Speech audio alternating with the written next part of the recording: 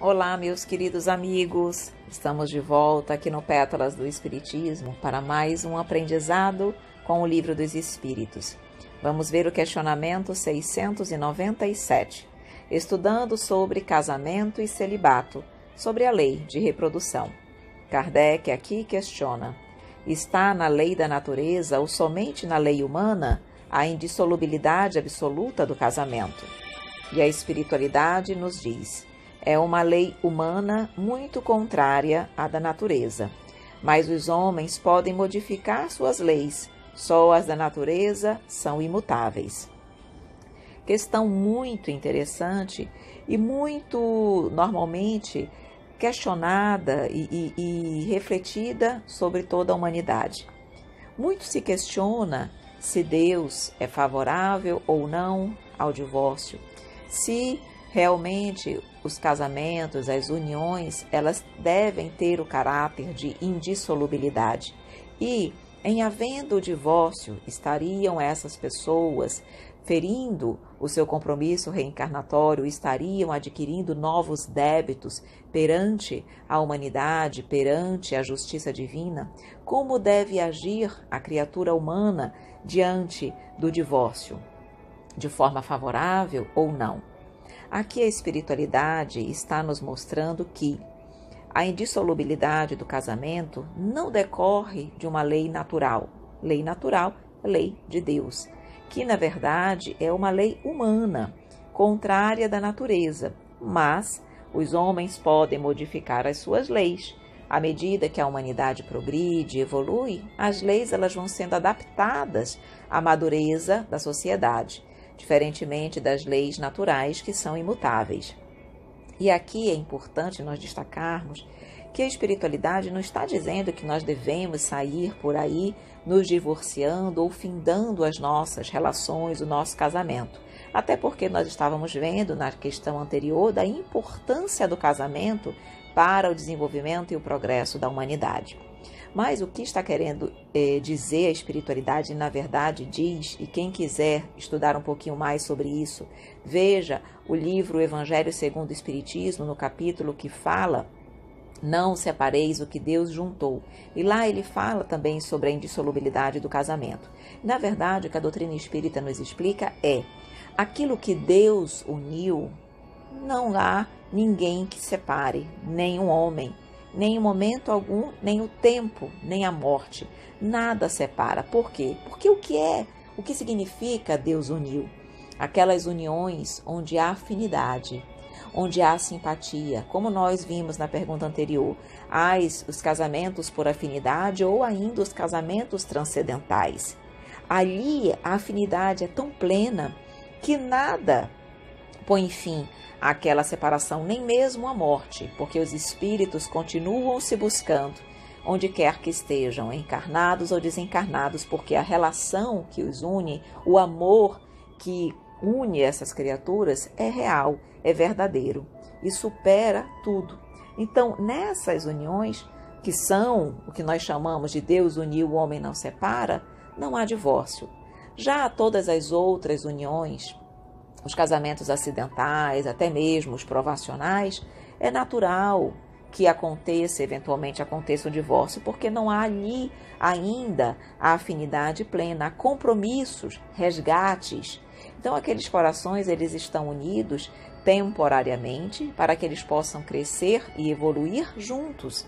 Mas em algumas situações é difícil conciliar, por conta das nossas imperfeições e por conta também dos nossos reajustes. Então, às vezes, a humanidade não consegue, numa encarnação, suprir ou realmente vencer todos os obstáculos e sair dessa vida com as provas devidamente cumpridas. E aí, é melhor que possam se divorciar, se libertem, do que continuarem aprisionados, um trazendo a infelicidade do outro, maltratando, desrespeitando o outro. Então, é o caso de se analisar se há realmente a necessidade do divórcio, ele vai ser um mal menor, aquelas pessoas não têm mais condições, não conseguem mais superar aqueles obstáculos, vencer, tudo bem, se busque o divórcio. mas que se mantenha o respeito e a fraternidade entre as pessoas, porque nós estamos aqui, não é para sairmos daqui como marido e mulher, casados ou divorciados, estamos com o compromisso de sairmos da terra como irmãos fraternos uns dos outros, e eu posso alcançar esse objetivo estando casada ou estando divorciada, se eu mantiver o respeito, a fraternidade, o carinho para com o outro. E eu posso sair dessa existência casada e não cumprir esse compromisso, essa responsabilidade, se for uma relação onde já haja uma relação doentia, sem respeito, sem amor, sem carinho. Então não é o fato de nós estarmos ou não casados, mas é a relação que nós temos para com o outro que fará com que nós tenhamos ou não cumprido a nossa missão, o nosso compromisso, o nosso planejamento reencarnatório. Miramês, conversando sobre a indissolubilidade do casamento, nos fala: não podemos dizer que o casamento é indissolúvel. Separar o que Deus juntou é bem diferente de separar o que os instintos inferiores uniram. O problema sério do casamento é a sintonia por afinidade espiritual. Os que se unem por amor verdadeiro, nada no mundo faz separar, nem mesmo a desencarnação, pois os espíritos continuam juntos por vibrações espirituais. As leis de Deus são imutáveis em todas as suas ações diante dos homens, coisas e mesmo no seio dos próprios espíritos puros.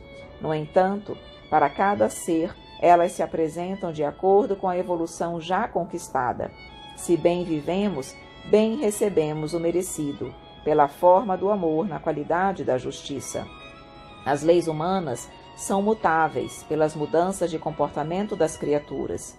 Compete a cada um esforçar-se para melhorar, que todas as mudanças operar-se-ão na sua intimidade, e cada vez mais conhecer-se-á a lei natural, que sempre é protetora, pois para isso ela foi criada. Tudo o que se une por sintonia tem laços duradouros, porém a união por interesse é passageira, porque não existe amor e se encontra sob a influência do egoísmo. O casamento é uma lei natural para que a sociedade firme seus alicerces na comunhão de ideias afins. Quando um dos cônjuges foge a determinados preceitos de harmonia do lar, aparece pela força da necessidade o divórcio. Os cônjuges pedem uma separação e Deus permitiu que isto fosse estatuído por lei. No entanto, ela pode desaparecer quando as criaturas se conscientizarem dos seus deveres e passarem a amar sem exigências e com nobreza nos corações. Aqui vale a pena um comentário. Ele diz aqui: a partir do momento que um dos cônjuges foge a determinados preceitos de harmonia do lar, vem o divórcio pela força da necessidade. Quando cada um ou um dos parceiros, dos cônjuges, tem um comportamento diferenciado daquele almejado pelo casamento, daquele que é natural numa união, é natural que o divórcio seja buscado. Por quê? Porque ali já não há mais a união nos moldes desejados pelo pai. Então, é melhor que as criaturas se divorciem do que elas continuem se desrespeitando e ferindo umas às outras. Mas ele diz aqui, quando as criaturas se conscientizarem dos seus deveres e passarem a amar sem exigências e com nobreza nos corações, não haverá mais a necessidade do divórcio, porque as uniões terão outro caráter. E aí nós estaremos em condições de termos uniões realmente sem solução de continuidade. Mas isso não é para agora, isso é para a humanidade do futuro, para nós no amanhã, quando tivermos mais amor e menos egoísmo no coração. Diz Miramês, a indissolubilidade do casamento é imposição humana, contrária à lei da natureza, porque tudo se encontra movendo em mutações variadas. Compreendemos, pois, que o amor é universal. A própria lei da terra dá essa garantia somente enquanto vivem as duas criaturas. Depois de se encontrarem livres da matéria, elas poderão permanecer unidas pelos sentimentos, pela sintonia que o amor faz gerar. Significa dizer que Vamos supor que um determinado casal, ou seja, companheiros, parceiros, cônjuges, estejam juntos nessa existência e desencarnem nessa condição, retornem ao plano espiritual sem que aqui eles tenham se divorciado. Não significa dizer que no plano espiritual eles continuarão como cônjuges, mas se houver afinidade, se houver sintonia pelo amor, se assim realmente for o sentimento deles, eles irão se procurar no plano espiritual nessa condição. Mas se eles estavam aqui cumprindo seus compromissos reencarnatórios, mas não havia ali ainda esse amor, não eram aquelas almas afins, mas que continuaram juntas, no plano espiritual serão que irmãos fraternos uns dos outros, mas cada um daqueles cônjuges pode, sem problema nenhum, buscar, na verdade, aquele coração que lhe é mais afim. Então, isso é natural. Por isso que quando nós chegamos no plano espiritual, nós não vamos ter várias esposas, vários maridos, vários companheiros. Não é assim.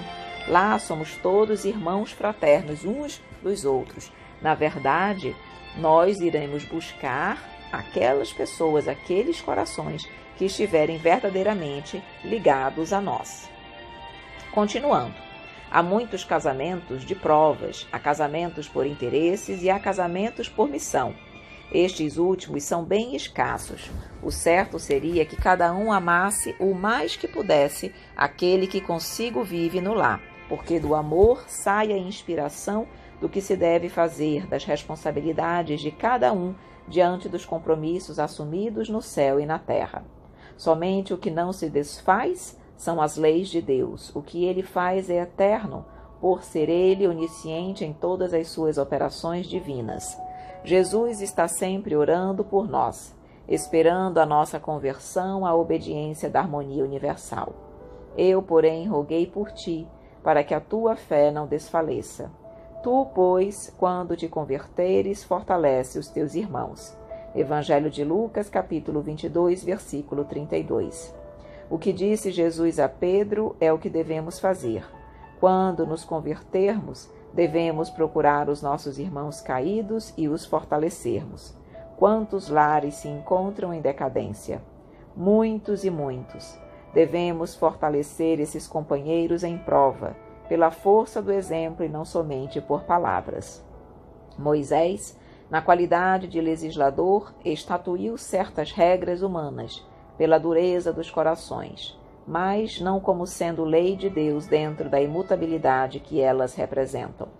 É muito bom que estudemos os livros, mas melhor é os entendermos em espírito e verdade. O tempo, juntamente com o progresso, modificam todas as coisas na altura da evolução alcançada pela sociedade. Isso é justiça, isso é amor. Portanto, queridos amigos, as leis precisam ser adequadas à dureza, ao momento de cada um. Como os nossos corações ainda são endurecidos, como nós ainda não conseguimos nos amar verdadeiramente, como nós ainda temos muito orgulho e egoísmo e ainda vemos muito o outro de uma forma ainda crítica, com dificuldade realmente de superar os desentendimentos ou as diferenças, precisamos ainda do divórcio, para que ele possa, na verdade, legalizar uma separação que já existe, porque a separação de fato, de sentimentos, de emoções, já existe. Então a lei vem realmente reforçar isso. Mas no amanhã tudo pode mudar, a partir do momento que nós também mudarmos. Meus queridos amigos, ainda tem mais assunto, ainda tem mais casamento, celibato, divórcio, lei de reprodução pela frente. Vamos parando por aqui por hoje. Amanhã tem mais. Desejo um dia maravilhoso para você. E caso esteja ouvindo as nossas pétalas, mas não faça parte da nossa lista de transmissão, envie-nos uma mensagem para o número 92 do DDD 991919595. Um grande abraço e até amanhã.